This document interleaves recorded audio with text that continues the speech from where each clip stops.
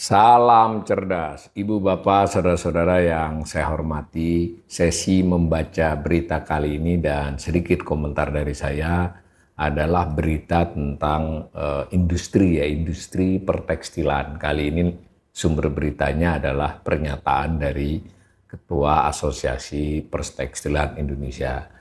Ditulis oleh kompas.com pada hari Kamis 11 September malam ya. Judulnya Industri Desak Pemerintah Percepat Pembahasan RUU Pertekstilan. Ini ada gambar Pak Jemi Kartiwa sedang di doorstop dengan para wartawan. Nah, beritanya begini, Asosiasi Pertekstilan Indonesia API mendesak agar rancangan undang-undang pertekstilan RUU Pertekstilan segera dibahas dan disahkan untuk mendorong kebangkitan industri tekstil dan produk tekstil (TPT) biasanya di nasional. Hal ini disampaikan oleh Ketua API Jemi Kartiwa Sastratmaja dalam musyawarah nasional ya, Munas API yang berlangsung di Kabupaten Bandung Barat Kamis.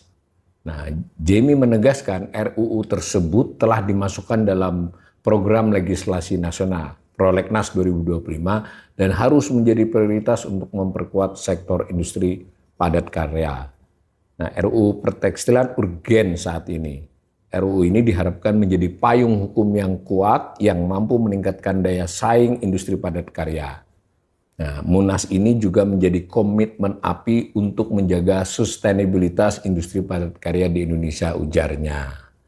Ini subjudul berikutnya, hadapi banyak tantangan. Dalam forum tersebut, Jemi terpilih kembali sebagai Ketua API untuk periode 2025-2030 secara aklamasi ya. Jadi beliau ini periode keduanya ya oleh Pak Jemi ini. Ia menyatakan perjuangan untuk mendorong iklim investasi di sektor tekstil dan garmen masih menghadapi banyak tantangan.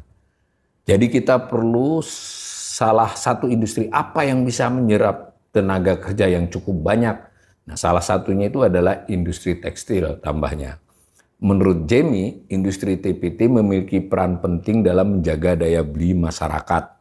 Dalam kondisi ekonomi yang tidak menentu, pemerintah perlu segera mengambil langkah taktis untuk membuka lapangan pekerjaan melalui sektor padat karya. Sementara ini, industri TPT, ya tadi ya, tekstil dan produk tekstil tadi, menyerap tenaga kerja jumlahnya 3 juta. Sekitar 3,4 juta ya menurut informasi dari kawan-kawan API ini, dan juga memang bisa kita lacak di data BPS ya, di kisaran itu. Nah, industri tekstil ini adalah industri yang saya lihat bisa menyerap tenaga kerja. Ya istilahnya dia ini lulusan SMA bahkan lulusan SMP, maksudnya SDM dengan tingkat pendidikan itu pun bisa di industri ini. Ini argumennya Pak Jemi ya. Namun ia mengingatkan bahwa industri tekstil menghadapi berbagai kendala ya. Nah, jadi itu yang disampaikan beliau yang dikutip Kompas ini. Masalah tarif energi, upah, dan harmonisasi kebijakan lintas kementerian menjadi tantangan serius yang harus segera diatasi. Ya mungkin semua juga mengetahui tekanan pasti ada karena di globalnya pun sedang tidak baik-baik saja. Tapi dengan harapan ada regulasi yang lebih pasti ke depannya, Indonesia mungkin khususnya di tekstil punya harapan lebih baik jelas Pak Jemi ini. Nah, kemudian Pak Jemi juga mengungkapkan lebih jauh, kondisi terkini industri padat karya masih mengkhawatirkan. Penutupan pabrik baik skala besar maupun kecil terus terjadi dengan jumlah penutupan mencapai 2 digit pada tahun lalu. Jadi lebih dari belasan sudah tutup ini. Ancaman pemutusan hubungan kerja masih tidak bisa diabaikan. Tahun lalu itu double digit ya, pabrik yang tutup ini pabriknya loh ya, kalau jumlah PHK-nya mesti ribuan ya, puluhan ribu bahkan. Kalau ditambah dengan industri yang kecil-kecil, tahun ini juga sudah ada yang tutup walaupun belum banyak. Jadi 2020 ini sudah juga katanya. Oleh karena itu API mendesak pemerintah untuk bekerja maksimal dalam menciptakan iklim usaha yang kondusif agar industri domestik tetap bertahan dan mampu memperluas serapan tenaga kerja meskipun tekanan global semakin berat. Nah, diberitakan juga dalam berita ini Wakil Menteri Perindustrian Faisal Rizal. Jadi kebetulan yang membuka Munas itu adalah Pak Esorija. Dia mengatakan pemerintah akan terus memberikan perhatian penuh terhadap perkembangan industri TPT dan siap menjadikan API sebagai mitra strategis dalam merumuskan kebijakan. Indonesia, sambung dia, saat ini membutuhkan eksistensifikasi industri ya, sektor padat karya untuk membantu pemerintah menciptakan jutaan lapangan kerja sesuai dengan target Presiden Prabowo. Maka industri tekstil ini perlu ditempatkan sebagai salah satu kepentingan strategik nasional untuk mendukung serapan tenaga kerja tanda spesial. Jadi sejalan ya dengan pernyataan Pak Jemi.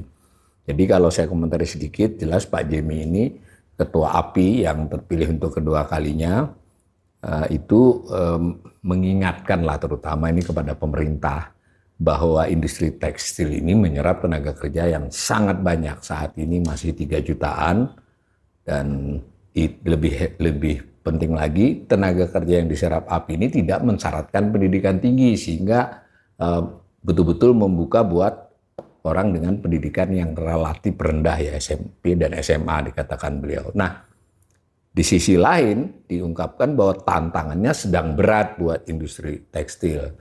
Berat di level global, kemudian berat juga di level domestik karena kondisi global mempengaruhi kondisi domestik dan pada saat bersamaan itu tantangan itu terkait dengan banyak hal ya. Jadi ada soal biaya energi, ada soal input dari luar negeri yang bergantung, maksudnya bahan bakunya bergantung input, lalu kemudian pasar domestik dibanjiri impor. Di sini tidak diungkapkan, tapi saya kebetulan saya pada acara ini kan acaranya Munas ya, tapi juga ada di selain Munas ada seminar. Nah di seminar itu saya diundang sebagai ekonom yang menjadi narasumber ya. Kebetulan saya mendengar sendiri juga Pak Wakil Wamen bicara, lalu saya juga presentasi dengan satu narasumber lain. Nah, pada saat di sela-sela seminar ada waktu tunggu tuh saya banyak mendapatkan informasi dari Pak Jemi dan beberapa jajaran pengurus API ya. Jadi udah jelas itu bahwa API ini industri pertekstilan, maksudnya API ini kan sebagai asosiasinya. Itu tadi soal biaya energi, soal permintaan domestik yang menurunnya baik karena daya beli maupun karena banjir impor, dan impor yang dipermasalahkan mereka adalah impor yang ilegal juga. Nah lalu kan otomatis regulasi untuk mengatur agar impor tidak banjir seperti itu dan juga penegakan hukum agar impor ilegal gelap itu juga bisa diatasi. Impor gelap itu baik itu selundupan langsung ataupun pemalsuan dokumen ya, artinya ada bagian ilegal dari sebuah impor yang secara surat itu legal dan berbagai hal. Dan saya merasa dari perbincangan dengan Pak Jemi dan kawan-kawan itu mereka ini punya semangat yang luar biasa ya. Jadi masih ada semangat, masih ada keinginan dan usaha-usaha untuk melakukan efisiensi pada level mereka. Dan sekali lagi mereka memiliki tenaga kerja yang sangat banyak. Nah waktu saya dengar paparan Pak Menteri ya sebetulnya Pak Menteri ingin menyampaikan, wamen ya dalam hal ini, keberpihakannya juga untuk pemerintah bisa membantu sektor ini, sekurang-kurangnya mempermudahlah sektor ini untuk bisa bersaing. Nah dalam paparan saya tidak ada di berita ini, saya memperlihatkan bahwa industri tekstil ini di masa lalu adalah industri yang luar biasa kontribusinya ya. Kalau diukur dari kontribusi terhadap sektor industri non-migas, itu dulu 2 digit ya, lebih dari 10% bahkan. Ya meskipun itu di tahun 20 tahun yang lalu, pada tahun 2010 sudah turun di sekitar 8, 7,5, 8, tapi saat ini hanya 5,6%. Jadi perlahan-lahan tapi pasti kontribusinya turun, tapi dari sisi nilai masih gede ya, masih nilai tambahnya itu PDB harga berlakunya masih di atas 250 triliun, tapi menurun secara porsi terhadap total industri manufaktur pengolahan dan juga secara nilai 2-3 tahun ini landai. Nah, tadi dikatakan juga oleh Pak Jemi itu bahwa pabrik-pabrik banyak tutup. Nah, kuncinya, salah satu kunci untuk ini adalah soal aturan, terutama sekali aturan impor yang sempat mengganggu mereka. Permendak sudah dicabut sih, tetapi kelihatannya mereka masih menginginkan aturan-aturan main yang lebih pasti. Saya merasakan bahwa tuntutannya itu aturan yang lebih pasti yang cukup melindungi. Nah, salah satunya yang diharapkan adalah RUU agar segera disahkan menjadi undang-undang.